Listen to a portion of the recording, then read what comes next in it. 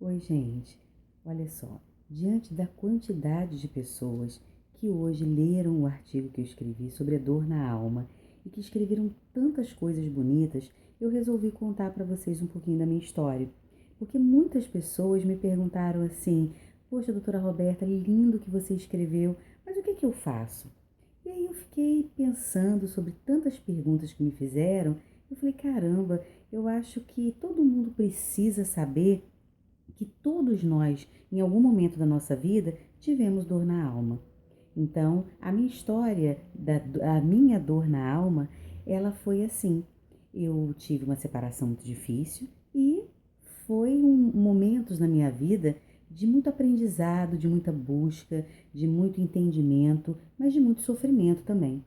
Eu achei que estava tirando de letra e fui trabalhando, cuidando do meu filho, fazendo milhões de coisas ao mesmo tempo, até que um dia eu estava atendendo um paciente e eu desmaiei. Eu não tenho até hoje a menor lembrança desse momento do apagão, até quando eu fui acordar no hospital, já fazendo uma série de exames, de sangue, de imagem, enfim. Resultado, eu fui ao encontro de dois colegas muito queridos, que eu considero muito competentes, e os diagnósticos foram assim inacreditáveis, né? Eu estava com um foco convulsivo devido a crises de enxaqueca horrorosas, eu estava com uma resistência insulínica em função de um peso extremamente alto, eu estava pesando 76 quilos, com um índice de massa corporal que passava de 32 e, inacreditavelmente, eu estava há 9 meses sem menstruar e não tinha percebido. À medida que eu ia falando e os meus colegas iam falando os diagnósticos e tudo aquilo que eu precisaria mudar na minha vida, a única coisa que me perguntava era aonde eu estava esse tempo todo, o que eu estava fazendo comigo, o que eu não queria ver, que eu tinha permitido que meu corpo sofresse daquela maneira. Eu não tinha a menor lembrança de ter ficado 9 meses sem menstruar, não conseguia me lembrar em que momento meu manequim passou de 40 na época para 46. Eu não lembro dessas mudanças, das roupas ficando cada vez maiores. Enfim, era a hora de mudar. Eu chorei muito, fiquei triste principalmente comigo, pela falta de cuidado. Então eu fiz uma proposta para mim mesma, que eu cuidasse de mim tão bem como eu procuro cuidar dos meus pacientes. Então eu pedi redução de carga horária na empresa que eu trabalhava, por ordem dos meus médicos, comecei a tomar as medicações todas com muita propriedade, sem questionar em momento algum o que eles estavam me dizendo. Comecei a atividade física, como eles tinham me proposto, e principalmente eu fui procurar entender onde é que eu tinha me perdido nessa história toda.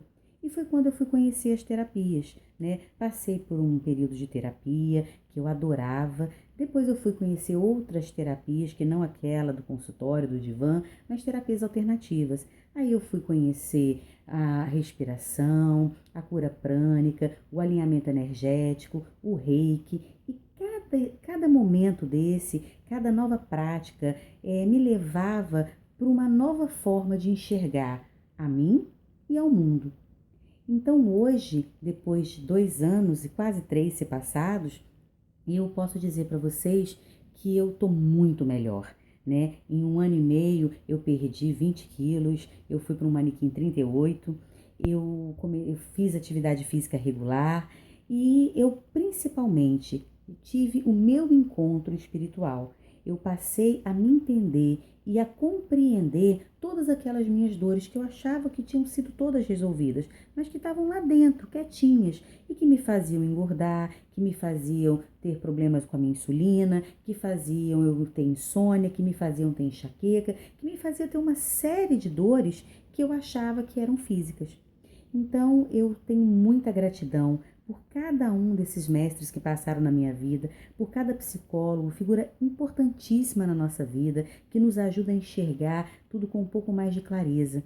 Então, meu muito obrigada à minha irmã Débora, que é uma psicóloga excelente, a todos os mestres que passaram pela minha vida, a Psara, Carlos Humberto, Gabi, Hernani, Patrícia, todas essas pessoas foram fundamentais. Marisa, Marcos, mais recentemente, que me fizeram ter tanto entendimento sobre o meu eu, sobre as coisas que eu gosto e principalmente as coisas que eu não gosto, as coisas que eu quero, mas principalmente as coisas que eu não quero mais para minha vida.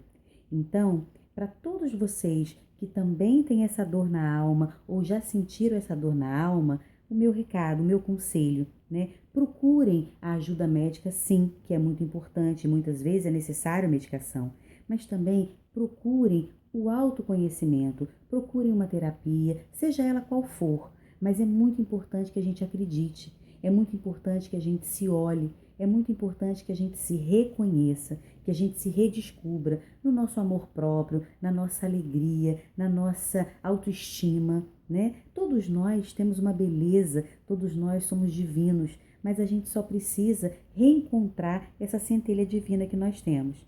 Então, a cada um de vocês, eu desejo toda a sorte do mundo, toda a paz, que cada um possa encontrar do seu modo, da sua forma e no seu tempo, o seu encontro consigo, o seu encontro com a sua alma e o seu encontro com Deus. E a forma, cada um vai ter a sua. Por isso que eu digo que a gente não pode falar de uma forma muito assintosa ou impor as nossas verdades. Cada um tem a sua verdade, cada um tem a sua forma de chamar Deus, cada um tem a sua forma de se encontrar com Ele e cada um tem um caminho a trilhar e a se encontrar. E eu espero que cada um de vocês consiga isso da mesma forma que eu estou conseguindo, tá bom? Um beijo enorme no coração de vocês. Fiquem com Deus e a gente se fala. Beijo!